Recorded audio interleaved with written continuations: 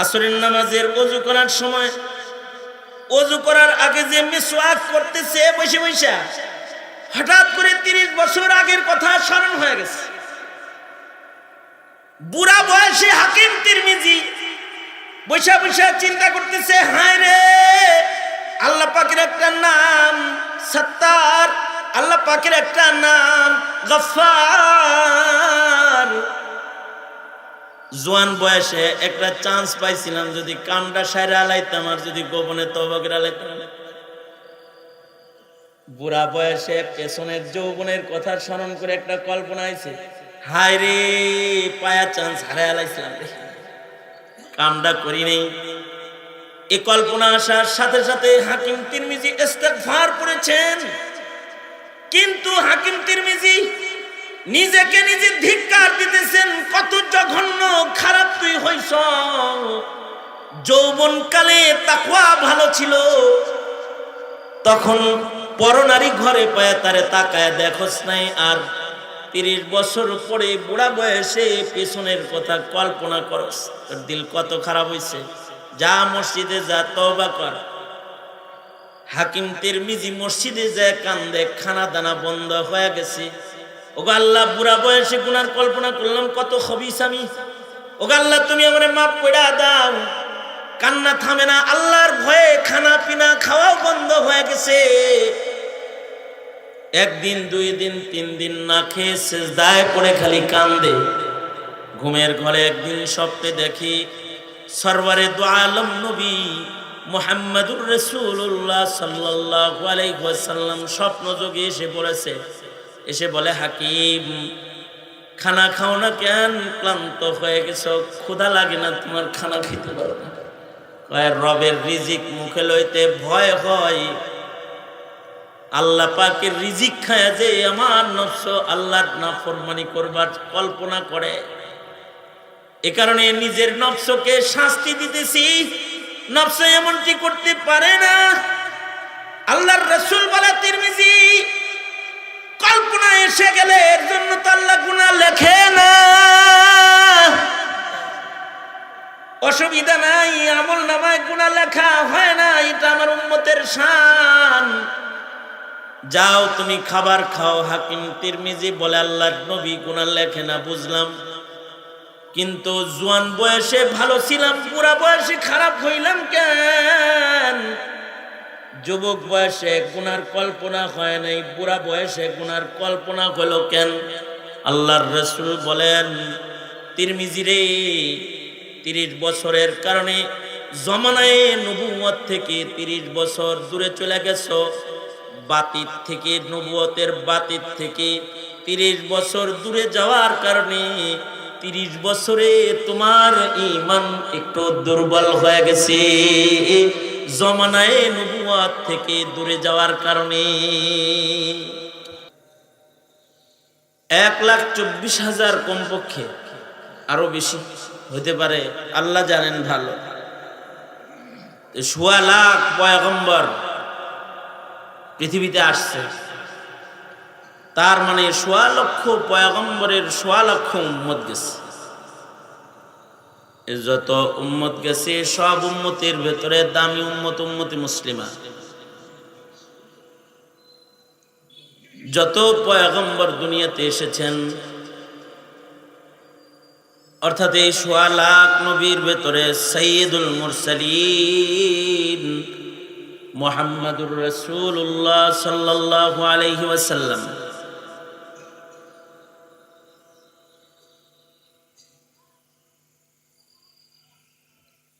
তিনশতের উপরের রাসূল, বড় বড় 4 জন রাসূল, 100-র উপরে কিতাব, তার ভেতরে বড় বড় 4টি কিতাব। এর ভেতরে সবচেয়ে দামি কিতাবওয়ালা উম্মত, সবচেয়ে দামি নবীর উম্মত হলো উম্মতে মুহাম্মাদি, মুহাম্মাদুর রাসূলুল্লাহ সাল্লাল্লাহু আলাইহি ওয়াসাল্লামের উম্মত। আল্লাহর রাসূল বলেন, হে আমার উম্মতেরা, আমি নবীদের শ্রেষ্ঠ, তোমরা উম্মতদের শ্রেষ্ঠ। নবী বলেন, নবীদের ভেতরে আমার দাম বেশি আর উম্মতদের ভেতরে তোমাদের মূল্য বেশি। এ কারণেই আসছে তো উম্মত হিসেবে সবার পরে, ইকো বন্ধ করো, আসছে তো সবার পরে, আসছি আমরা সবার পরে, কিন্তু জান্নাতের ভেতরে প্রবেশ হবে সবার আগে। এই উম্মত জান্নাতে যাবে সবার আগে।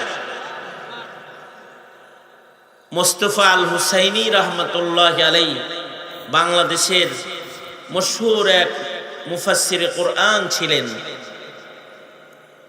উনি উপমা দিয়ে বুঝাইতেন, কান যেমন ঘুমায় সবার পরে কিন্তু উঠে জাগ্রত হয় সবার আগে। মানুষ যখন ঘুমায় তো মানুষের চোখ সবার আগে ঘুমায়, অর্থাৎ চোখ বন্ধ হয় সবার আগে। চোখ বন্ধ করলেই ঘুম হয় না, যতক্ষণ না পর্যন্ত অন্যান্য অঙ্গগুলোও না ঘুমায়া যাবে। একটা সময় মানুষের চোখের সাথে সাথে হাতও ঘুমায়া যায়। কথা কইতে কইতে ঘুমাইছে, চোখ বন্ধ করে মোবাইলে কথা বলতেছে, এক সময় তার জবান ঘুমায়া যায়, কথা বন্ধ হয়ে যায়। তাই অঙ্গের ভেতরে সবার পরে যে ঘুমায় তার নাম হলো কান। কান ঘুমায় গেলে মানুষের ঘুমটা গভীর ঘুম হয়। কান যদি জাগ্রত থাকে তাহলে ঘুমের ঘরেও মানুষ কথাও শোনে। অনেক সময় দেখবেন ঘুমাইতেছে, নাক ডাকার আওয়াজ হইতেছে, কিন্তু ঘুমের থেকে কয়, তুই আমার বদনাম করলি কে রে? তার মানে তার চোখ ঘুমাইলেও তার কান ঘুমায় নাই। কান যেমন ঘুমাইছে সবার পরে, কিন্তু বলুন তো মসজিদের আজান কে শুনেছে? চোখে শুনছে, হাতে শুনছে, অন্য কোনো অঙ্গ টের পাইছে নাকি কানে টের পাইছে? ঘরের ভেতরে বিড়াল হাঁটতেছে, তাকের উপর থেকে একটা পাতিল ফেলে দিয়েছে, তো কানে আওয়াজ শুনছে, কান সব অঙ্গরে জাগাইছে। কি হইল? কান ঘুমাইছে সবার পরে কিন্তু জাগ্রত হয়েছে সবার আগে। উম্মতে মুহাম্মাদি এমন একটা পাওয়ারফুল উম্মতের নাম, যারা পৃথিবীতে আসছে সবার পরে কিন্তু তাদের জান্নাতের প্রবেশ হবে সবার আগে। কারণ এরা খায়রুল উমাম, উম্মতের ভেতরে শ্রেষ্ঠ। যত উম্মত আছে তার শ্রেষ্ঠ উম্মতে মুহাম্মাদি। কিয়ামত পর্যন্ত উম্মতে মুহাম্মাদি যত আসবে, নবীজির যুগ থেকে শুরু করে কিয়ামত পর্যন্ত যত উম্মত উম্মতে মুহাম্মাদি হিসেবে আগমন করবে, এর ভেতরে সবচেয়ে দামি উম্মতে মুহাম্মাদির জামাতের নাম হলো সাহাবায়ে কেরাম রিজওয়ানুল্লাহি আলাইহিম আজমাইন। সাহাবীদের চাইতে দামি পৃথিবীর কোন নবীর উম্মতের ভেতরেও নেই। সকল নবীর সকল সাহাবীদের চাইতে আমাদের নবীর সাহাবীদের মর্যাদা আল্লাহর কাছে বেশি। এই কারণে আল্লাহ তাআলা সাহাবায়ে কেরামদের উপরে যে রাজি, দুনিয়াবাসীকে কোরআনে কারীম দিয়া আল্লাহ তাআলা জানায় দিয়েছেন, রাদিয়াল্লাহু আনহুম ওয়া রাযু আনহু। আল্লাহ তাআলা সাহাবীদের উপরে রাজি আর সাহাবীরা আল্লাহর উপরে রাজি। সাহাবী সম্পর্কে কিছু আকীদা, নবী সম্পর্কে যেমন কিছু আকীদা আছে, সাহাবী সম্পর্কেও কিছু আকীদা আছে। নবী সম্পর্কেও কিছু বিশ্বাস আকীদা যদি মুমিনের মজবুত না হয় তো মুমিনের ঘরে জন্মেও সে কাফের হয়ে যায়। সাহাবী আকীদাও যদি কারোর মজবুত না হয়, মুসলিম হিসেবে বসবাস করেও সে গোমরা হয়ে যায়। যেমন নবীজি সম্পর্কে আকীদা বিশ্বাস, এটা যদি কারোর ভ্রষ্ট হয়, নষ্ট হয়, তাহলে মুসলিম হিসেবে জন্মানোর পরেও কাফের হয়। কেউ যদি তার নবীকে শ্রেষ্ঠ নবী না মানে, তাইলে সে ঈমান নষ্ট হয়ে যাবে, কাফের হয়ে যাবে। কেউ যদি মুহাম্মদুর রাসূলুল্লাহ সাল্লাল্লাহু আলাইহি ওয়াসাল্লামকে শেষ নবী না মানে, তাইলে সে বেঈমান হয়ে যাবে। কেউ যদি মুহাম্মদুর রাসূলুল্লাহ সাল্লাল্লাহু আলাইহি ওয়াসাল্লামকে সাইয়্যিদুল মুরসালিন না মানে, রাহমাতুল লিল আলামিন না মানে, কিয়ামত পর্যন্ত জমিনের উপরে আনেওয়ালা মানুষের জন্য একমাত্র নবী হিসেবে যদি না মানে, তাইলে সে কাফের হিসেবে গণিত হয়ে যাবে। এই কারণেই কাদিয়ানীরা, জোরে বলেন, এই কারণেই কি কাদিয়ানীরা কাফের।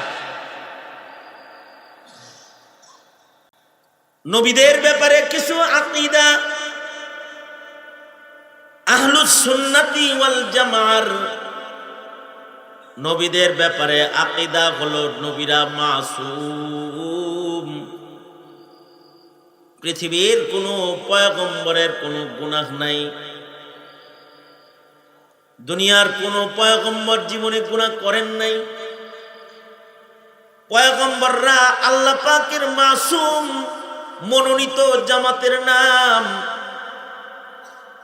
যাদের সামনে কখনো গুনাহ আসলে আল্লাহ তাআলা কুদরত দিয়া বাঁচায়া বের করে নিয়ে গেছেন, গুনার নাপাক পয়গম্বরের গায়ে লাগতে দেন নাই। যেমন জুলাইখা হযরত ইউসুফকে আটকাইছে, কিন্তু আল্লাহ তাআলা জুলাইখার বন্ধ করা সব দরওয়াজাগুলো খুইলা আল্লাহ পাক কুদরত দিয়া পয়গম্বরকে বের করে নিয়ে গেছেন। গুনার দাগ পয়গম্বরের গায়ে আল্লাহ তাআলা লাগতে দেন নাই। এ কারণে নবীরা মাসুম, নবীদের কোনো গুনাহ নাই, নবীদের গুনাহের কল্পনাও নাই। শুধু গুনাহ নাই না, গুনাহের কল্পনাও নবীদের জীবনে নাই। কিন্তু সাহাবায়ে কেরামের গুনাহের কল্পনাও আছে, গুনাহও আছে। কিন্তু সাহাবী সম্পর্কে আকীদা হলো সাহাবীরা মাহফুজ মিন নারি জাহান্নাম, দোজখের আগুন থেকে জামাত মুক্ত। এদের কেউ গুনাহ নিয়ে কবরে যান নাই। গুনাহ হলেও আল্লাহ তাআলা মৃত্যুর আগে তাদের গুনাহ মাফ করানোর তরিকা সামনে এনে দিয়েছেন পয়গম্বরের সোহবতের বরকতে, নবীজির সান্নিধ্যের বরকতে। এ কারণে নবীগণ হলো মাসুম, কিন্তু সাহাবায়ে কেরাম হলো মাহফুজ। সাহাবীরা কি মাহফুজ? মাহফুজ মানে দোজখের আগুন থেকে মাহফুজ। সাহাবীরা জাহান্নামের আগুন থেকে মুক্ত। হ্যাঁ,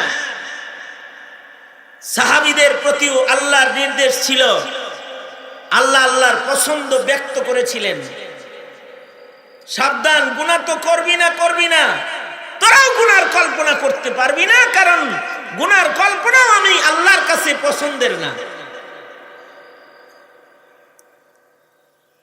এমনকি আল্লাহ তাআলা বিধান পাঠিয়ে দিয়েছিলেন যে গুনার কল্পনাও যদি করো তাহলে এর জন্য কিন্তু হিসাব নিব তোমাদের। আল্লাহ পাকের ফয়সালা ছিল, লিল্লাহি মা ফিস সামাওয়াতি ওয়া মা ফিল আরদ ওয়া ইন তুবদু মা ফি আনফুসিকুম আও তুখফুহু ইউহাসিবুকুম বিহিল্লাহ فيغفر لمن يشاء ويعذب من يشاء والله على كل شيء قدير। গুনাহ করলে না খালি ভিতরে গুনার কোন জপমালা যদি ভেতরে আইসাও যায়, বান্দা যদি গোপনে ভেতরেও কোনো ইচ্ছা কামনা করে ফেলায় যেটা আল্লাহর অপছন্দ, তাহলে আল্লাহ ধমকি দিয়া কয় ফায়াগফিরু লিমান ইয়াশাউ ওয়া ইউআযযিবু মান ইয়াশাউ। গুনার কল্পনা করলেও কিন্তু আমি কিন্তু কাদের মুতলক, আমি ইচ্ছা করলে এর কারণেও কিন্তু তোমাদেরকে শাস্তি দিতে পারি। আমার ইচ্ছা করলে মাফ করতে পারি, আর যদি মাফের ইচ্ছা না হয় তাহলে এর জন্য তুমি করে সাজা দিতে পারি আমি। আর আমি এটার উপরে কাদের, সক্ষম। আল্লাহ পাকের এই ফয়সালা শোনার পরে সাহাবীরা তো কান্না শুরু করছে। ওগো আল্লাহর নবী, গুনার কল্পনা তো হয়েই যায়, এর জন্য যদি আল্লাহ তাআলা আমাদের ধরপাকড় করে তো আমাদের জান্নাতে যাওয়ার আর রাস্তা থাকবে না। সাহাবায়ে কেরাম মুবারক ওই জামাতের নাম, যাদের পেরেশানির বরকতে আল্লাহ তাআলা কিয়ামত পর্যন্ত আনেওয়ালা মানুষের শরীয়তকে আল্লাহ তাআলা সহজ করছেন, সাহাবায়ে কেরামের বরকতে সহজ করছেন। সাহাবীরা যখন বলছে ওগো আল্লাহর নবী, আমাদের তো গুনার কল্পনা হয়ে যায়, আল্লাহ যদি এর জন্য আমাদেরকে শাস্তি দেয় তো আমরা যাবো কোন দিকে, জান্নাতে যাবো কেমনে? আল্লাহর রাসূল সাল্লাল্লাহু আলাইহি ওয়াসাল্লাম সাহাবীদেরকে বললেন, তোমরা বনি ইসরাইলের মতো এমনটি বলো না, শুনলাম কিন্তু আমরা পারলাম না, এমন বলো না, বরঞ্চ তোমরা আল্লাহকে জানায় দাও। নবীর সান্নিধ্যের বরকতে সাহাবীরা নবীর কথা কেমন মানে? নবীজি বললেন, তোমরা আল্লাহকে বলে দাও, ওগো আল্লাহ, আপনি যেহেতু গুনাহের কল্পনা অপছন্দ করেন, আমরা আপনার কথা শুনলাম এবং আপনার কথা আমরা মানলাম, আমরা ওয়াদা করতেছি আমরা গুনার কল্পনাও আর করব না। এটা বলে দাও, বলো আল্লাহকে সামিআনা ওয়া আতানা। সাহাবীরা আল্লাহকে বলল, ওগো রব্বুল আলামিন, গুনার কল্পনাও যেহেতু আপনার অপছন্দের, তো আমরা ওয়াদা করতেছি আমরা গুনার কল্পনাও করব না। আল্লাহ তাআলা সাহাবীদের কথায় খুশি হয়ে গেলেন। কোরআনে কারিমে সাহাবীদের সিফাত আল্লাহ বলতেছেন যে হেরা কয় কি দেখছ, আমানার রাসূলু বিমা উনজিলা ইলাইহি মির রাব্বিহি ওয়াল মুমিনুনা কুল্লুন আমানা বিল্লাহি ওয়া মালাইকাতিহি ওয়া কুতুবিহি ওয়া রুসুলিহি লা নুফাররিকু বাইনা আহাদিম মির রুসুলিহি ওয়া ক্বালু সামি'না ওয়া আতা'না। আল্লাহু আকবার। ওয়া ক্বালু সামি'না ওয়া আতা'না গুফরানাকা রাব্বানা ওয়া ইলাইকাল মাসীর। সাহাবায়ে কেরাম যখন এটা বলল যে আল্লাহ ঠিক আছে আমরা আর গুনার কল্পনাও করব না, আল্লাহু আকবার। আল্লাহ তো জানে, আরে কল্পনা তো নবীদের না দেই নাই, তোরে তো দিছি, তারপরও তোরা যেহেতু আমার নবীর কথায় হিম্মত করলি যে গুনার কল্পনা তোরা করবি না, যা তাইলে এবার কল্পনার গুনাহ আমি তোদেরকে, কল্পনার জন্য সাজা আমি তোদেরকে দিব না। শুধু কল্পনার জন্য সাজা দিব না তা না, যেই গুনাহটা তোর অনিচ্ছায় হয়ে যাবে তার জন্য তোকে শাস্তি দিব না। বান্দার কিছু গুনাহ আছে যে গুনাহগুলো বান্দা অনিচ্ছায় করে, ইচ্ছায় না, অনিচ্ছায় কিছু গুনাহ করে। ব্যবস্থাপনার কারণে গুনাহ করে, পরিবেশের কারণে গুনাহ হয়ে যায়, ইচ্ছায় না অনিচ্ছায়। বাজার করতে গেছে, দোকানে যায় দেখে রিসিপশনে সুন্দরী নারী সাজায়া দোকানের মালিক বসায় রাখছে। এবার যে পরনারী দেখেছে, যিনি দোকানে গেছে জরুরতের কারণে, তিনি কি ইচ্ছা করে পরনারী দেখছে নাকি অনিচ্ছায় দেখছে? হসপিটালে গেছে ইমার্জেন্সি রোগী নিয়ে, যায় দেখে জরুরি বিভাগে পুরুষ ডাক্তারের আকাল পড়ছে, যত সব মহিলা বেডি করে এখানে বসায় রাখছে। এখন মুমূর্ষ রোগীর প্রেসার মাপার জন্য পর নারীকে বাপের হাতে প্রেসার মাপার জন্য স্পর্শ করাইছে, এটা কি ইচ্ছা করে করছে নাকি অনিচ্ছা করে করছে? তবে হ্যাঁ, সংখ্যাগরিষ্ঠ দেশের মুসলমানদের দেশে এমন নষ্ট ব্যবস্থাপক যারা, সে হোক না সরকার অথবা সে হোক না কোনো ক্ষমতাধর, হোক না সে কোনো মালদার, আদালতে কিবরিয়াতে করায় গন্ডায় আল্লাহ তার হিসাব নিবে। এমনকি কেন করলে হিসাব দাও, হিসাব নিবে আল্লাহ তাআলা। এই ব্যবস্থাপনার হিসাব আল্লাহর কাছে তাকে দিতে হবে। কিন্তু আপনি যে অনিচ্ছায় এটা করলেন, এর জন্য আল্লাহ আপনাকে কি করবে না, বিপদে পড়া। এই হজের মৌসুম আইতেছে, হজের মৌসুম আগামী 2-4 দিন পর থেকে হজের ফ্লাইট শুরু হয়ে যাবে। হ্যাঁ, কবে থেকে? আরে আগামী কালকে থেকে হজের ফ্লাইট শুরু হয়ে যাবে মনে করেন। এই যে হজের ফ্লাইট শুরু হইতেছে, যাইতেছে আল্লাহর কাছে ইহরামের কাপড় পয়রা, তলবিয়া পয়রা পয়রা বিমানে উঠতেছে। ঢুকার সাথে সাথে বিমানবালা হাত মোজা, পা মোজা, বুরকা পয়রা আইসা বলে, হাজী সাহেব কেমন আছেন, তাই না? হ্যাঁ, অর্ধলঙ্গ বিমানবালা এসে চাচার হাত মিশা দেয়, পা মিশা দেয়, কপালে হাতায় দিয়া কয়, কাকু উঠেন উঠেন, নাস্তা করেন। এই লোক কাফন করেছে আল্লাহর কাছে যাওয়ার জন্য। আর দুষ্টরা বিমান ব্যবস্থাপনাকে এমন নষ্ট করে দিয়েছে যে হাজীদের সামনে বেপর্দা বেগানা নারীকে সামনে তার সেবার জন্য বিমানবালা হিসাবে হাজির করে দিয়েছে। এই যে দিল, আর এই হাজী সাহেব যে পরনারীর দিকে চেয়েছে, এখন খানা লয়, এখন খানা লইতেছে পরনারীর কাছ থেকে। আর একদিকে চেয়ে তো নিতে পারবো না, তাকাইতে হইব তো তার দিকে।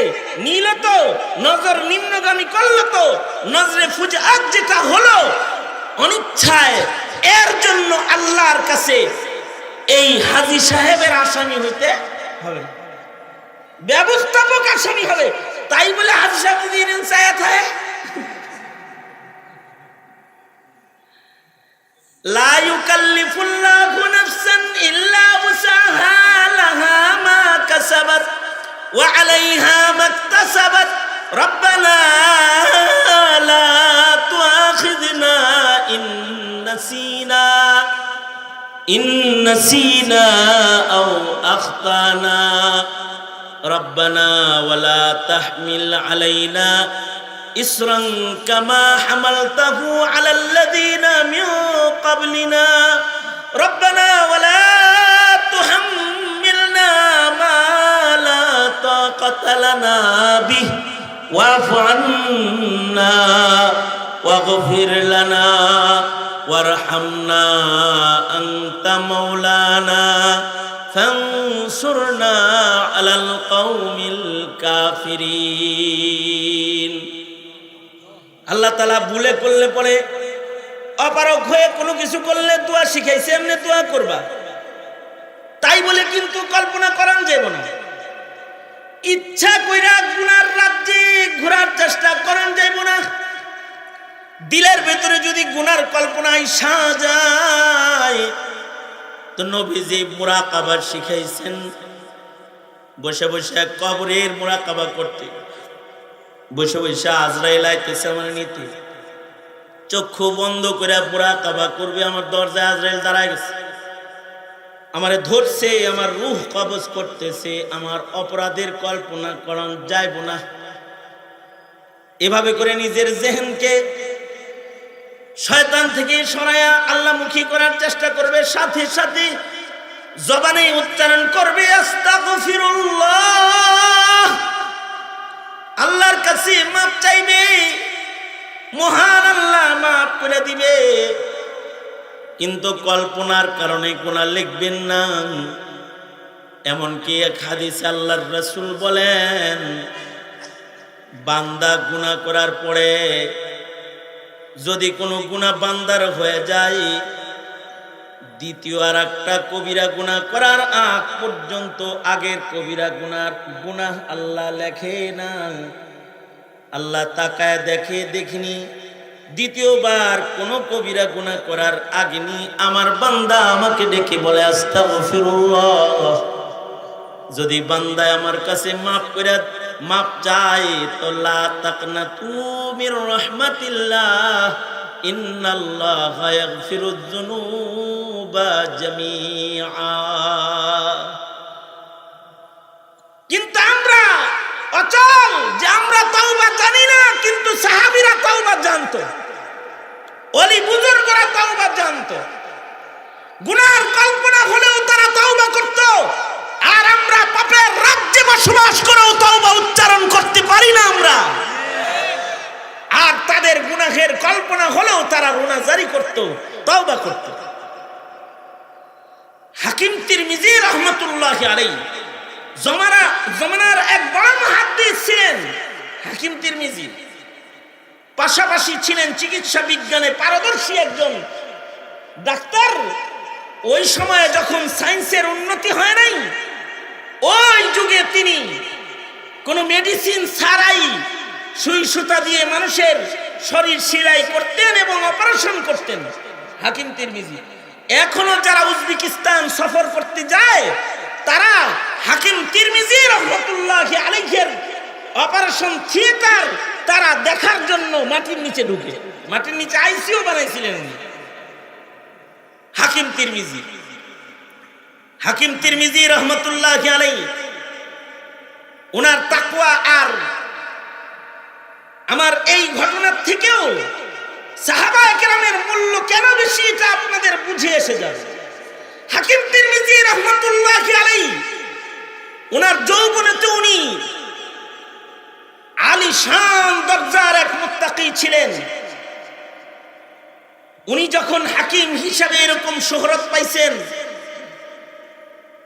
আর ওনার ইলম অনেক বেশি, এলাকার এক সুন্দরী মেয়ে হাকিম তিরমিজির প্রেমে পড়ে গেল। এই মহিলা কৌশল করে হাকিম তিরমিজির সামনে যাওয়ার জন্য রোগী সাজ্জা বোরকা পইরা হাকিম তিরমিজির চেম্বারের বরাবর দয়া লাইনে দাঁড়াইছে রোগী দেখানোর জন্য। হাকিম তিরমিজি রাহমাতুল্লাহি আলাইহি উনি তো রোগী দেখতেছেন। এই বেডির সিরিয়াল যখন আইছে বেদি ভিতরে ঢুকছে, ভেতরে ঢুইকা সে বলে, হাকিম সাহেব আমার এমন গোপন রোগ যা মানুষের সামনে বলা যাইব না, লোকজনকে একটু বাইর করে দেন। মহিলাটা অভিনয় করে মানুষ সব বাইর করে দিছে। হাকিম তিরমিজিও নিচের দিকে তাকায় রয়েছে। বলেন মানুষজন গেছে গা, এবার গোপনে কয়ালান। মহিলাটা এতই ধূর্ত, মহিলাটা দরজা চাপায় দিয়ে নিজের চেহারার কাপড় সরাইছে। মনে মনে ভাবতেছি হাকিম তিরমিজি আমারে দেখলে তো পছন্দ করে লাগবে। কাপড় সরায়া নিজের চেহারা খুলে এবার হাকিম সাহেবকে আস্তে আস্তে কয়, হাকিম সাহেব একটুখানি চেহারাটা উঠান, এক নজর একটু দেখেন না, আমারে এক নজর একটু দেখেন। আমার দৈহিক কোনো রোগ না, আমার একটা প্রেম রোগ হয়েছে। আমি আপনার প্রেমে পড়ে গেছি। হাই তালাক, আপনার মনোবাসনা আপনি পূরণ করতে পারেন। হাকিম তিরমিজি আলিশান দরজার মুত্তাকি আলেমে দ্বীন। হাকিম তিরমিজি সাথে সাথে চিল্লায় উঠছে, আস্তাগফিরুল্লাহ আস্তাগফিরুল্লাহ। ঘরে শয়তান ঢুকে গেছে। যখন উনি বলছে ঘরে শয়তান ঢুকে গেছে, মহিলাও বড় চালাক, মহিলাও চিল্লায় কয় আস্তাগফিরুল্লাহ আস্তাগফিরুল্লাহ, পর্দা ফেলায় দিয়ে কয় আস্তাগফিরুল্লাহ আস্তাগফিরুল্লাহ, ঘরে শয়তান ঢুকে গেছে। অন্যান্য রোগীরা ভাবছে দেখছো হাকিম তিরমিজিও যেমন বুজুর্গ, যেটা আইছে হেটাও বুজুর্গ, ঘরে মনে হয় শয়তান ঢুকছে, উভয় বসিরাত দিয়া মনে হয় দিকে লাগছে। অনেক সময় দেখবেন চোর ধরা পড়লে চোর নিজেই কয় চোর চোর চোর, পাবলিক অন্যদিকে দৌড়ায়, বেডিও কয় শয়তান ঢুকছে শয়তান ঢুকছে, পাবলিক শয়তান আর খুঁজে পায় না। মহিলার সম্মান রক্ষার্থে হাকিম তিরমিজি কিছু কয় না।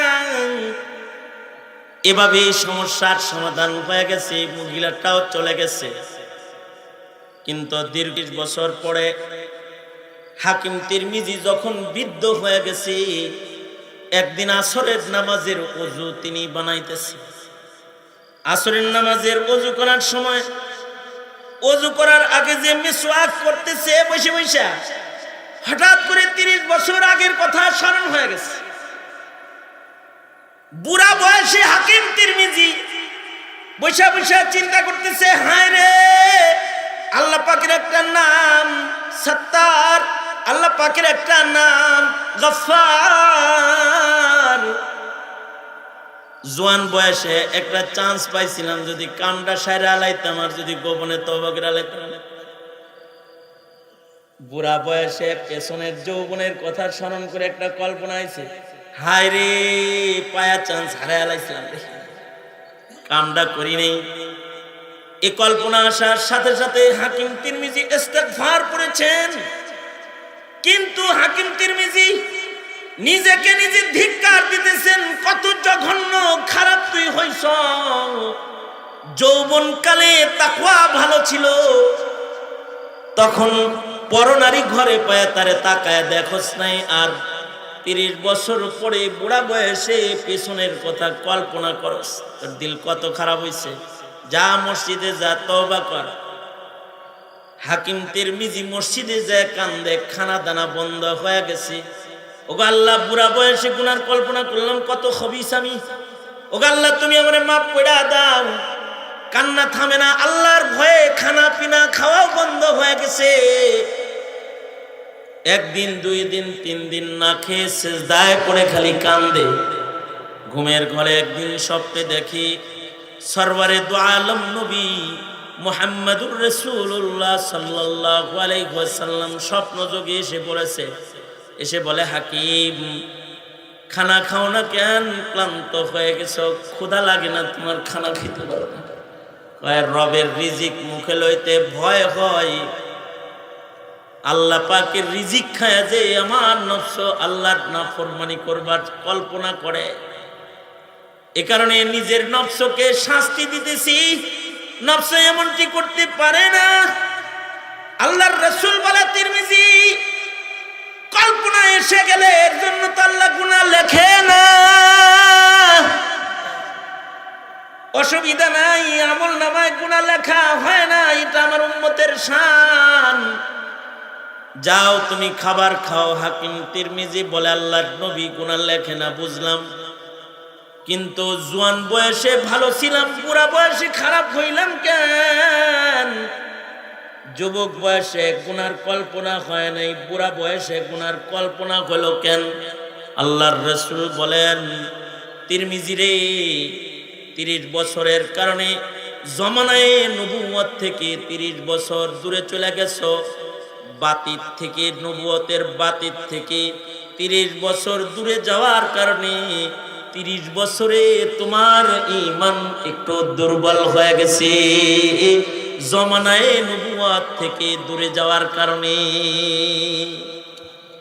নবীর যুগের কাছাকাছি যারা, আল্লাহর কাছে প্রিয় তারা, আস-সাবিকুন আস-সাবিকুন খায়রুল কুরুনি কারনি সুম্মাল্লাযীনা ইয়ালুনহুম সুম্মাল্লাযীনা ইয়ালুনহুম। সাহাবীদের মূল্য আপনার আমার মতো তাদেরও 2 চোখ, কিন্তু তাদের মূল্য এজন্য বেশি যে তারা জমানায়ে নবুয়তের কাছাকাছি থেকে সরাসরি রাসূলকে দেখে তারা তাদের ঈমান আমলকে মজবুত করেছে। এ কারণে আল্লাহ তাআলা তাদের শান কোরআনে হাকিমে নিজে বর্ণনা করেছে। শুধু কোরআনে না, যালিকা মাসালুহুম ফিত তাওরাত ওয়া মাসালুহুম ফিল ইনজিল। তাওরাতেও তাদের প্রশংসা আল্লাহ করেছে, ইনজিলেও তাদের প্রশংসা আল্লাহ তাআলা করেছে। কেন? তারা নবীর কাছাকাছি থেকে পুখতা ঈমানের মালিক হয়েছে। আমরা তো নামে ঈমানদার, আর সাহাবীরা হলো আসলে কামে ঈমানদার। এ কারণে আল্লাহ তাআলা সাহাবায়ে কেরামের জামাতকে কিয়ামত পর্যন্ত আনেওয়ালা মুসলিম মিল্লাতের জন্য ঈমানের মাপকাঠি বানিয়েছে, যে কিয়ামত পর্যন্ত আনেওয়ালা মুসলমানেরা সাহাবীদের মতো ঈমান আনবে। আমিনু কামা আমানান নাস। সাহাবায়ে কেরামের কিছু গুণ আল্লাহ তাআলা বলেন, মুহাম্মাদুর রাসূলুল্লাহ, মুহাম্মদ সাল্লাল্লাহু আলাইহি ওয়াসাল্লাম আল্লাহর রাসূল, ওয়াল্লাযীনা মাআহু, মুহাম্মাদুর রাসূলুল্লাহ সাল্লাল্লাহু আলাইহি ওয়াসাল্লামের সাহাবী যারা আছে তারা, তাদের কিছু গুণ, আশিদ্দাউ আলাল কুফফার, তারা কুফরের বেলায় শক্ত। আমরা গুলো কুফরের ভক্ত। আমাদের দেশের হিন্দুদের পূজা, কাফেরদের পূজা মুসলমান না গেলে জমে না। আপনাদের এলাকার কথা কইতেছিলাম, আমাদের এলাকার বদনাম করতেছি। কাফের মুশরিকের শিরকের কাম মুসলমান না গেলে জমে না, অথচ মুসলমানের উৎসবে মুসলমান মিলে না। ইলেকশনের দান্দায় সব দুর্বল লাগছে। আজকে ধর্মের কাম করার টাইম নেই, নেক কাজ করার টাইম নাই। কুফরের ভক্ত আর নিজেরা হয়ে গেছে শক্ত, বরঞ্চ নেককার ইমানদারের দুশ্মন হয়ে গেছে।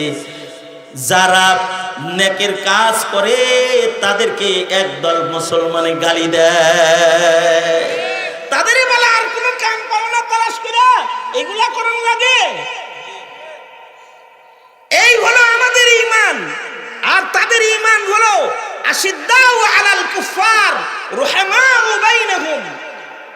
তারা কুফরের বেলায় ছিল শক্ত, আপুসে ছিল তারা শির ও শক্কর, চিনি আর দুধের মতো মিলে যেত। তারা হুম রুকআন সুজদান ইয়াবতাগুনা ফাদলাম মিনাল্লাহি ওয়া রিদওয়ানা। তাদেরকে দেখলে দেখা যাইতো তারা সিজদায় আছে, রুকুতে আছে, নামাজে আছে। তাদের ঘরের পাশ দিয়ে গেলে নামাজে তিলাওয়াতের আওয়াজ পাওয়া যেত, আল্লাহু আকবার কাবীরা। তাদের ঘরের পাশ দিয়ে গেলে শেষ রাত্রির কান্নার আওয়াজ পাওয়া যেত, তিলাওয়াতুল কোরআনের আওয়াজ পাওয়া যেত। সিপাই সাপাই খেয়াল করলে দেখা যেত গাছতলায় দাঁড়ায় নামাজ পড়তেছে, বাগানের ভিতরে নামাজ পড়তেছে। তারাহুম রুকআন সুজদান